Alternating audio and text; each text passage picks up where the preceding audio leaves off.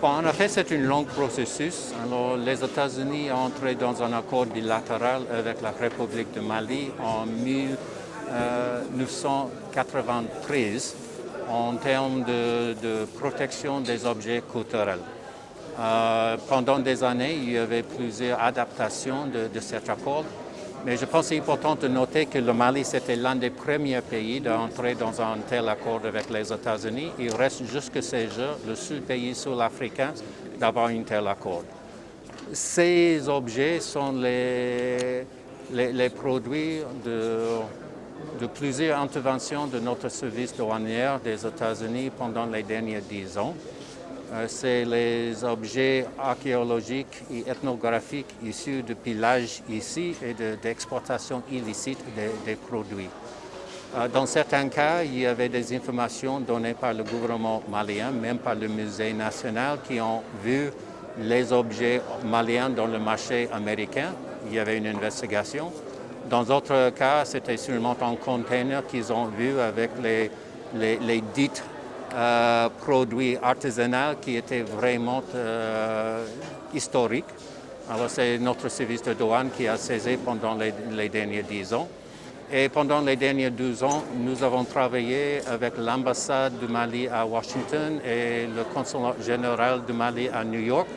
Et c'est la semaine dernière que formellement nous avons passé aux autorités maliennes à New York ces objets qui sont retournés avant hier. On a assisté à la cérémonie de remise officielle des objets issus du pillage, saisis par la douane américaine et remis au gouvernement malien.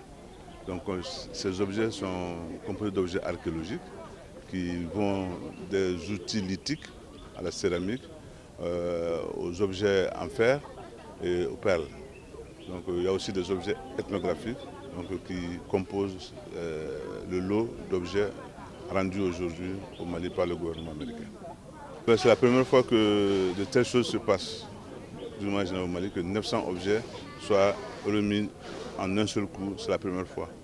Donc, grâce à l'accord bilatéral qui lie les États-Unis au Mali, et donc cet accord, à mon avis, est à saluer. C'est un exemple d'accord qu'il faut essayer de tisser avec les autres pays pour que nous puissions efficacement lutter contre le trafic illicite de biens culturels.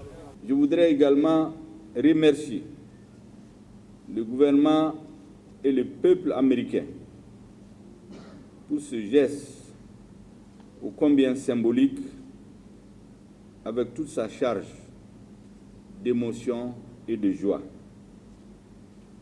S'il est inédit par son ampleur, le retour de 900 objets s'inscrit dans le cadre de l'exécution de l'accord existant entre nos deux pays. Il traduit de façon concrète la mise en œuvre de la Convention de 1970 interdisant l'importation, l'exportation et le transfert de propriétés illicites de biens culturels. Merci.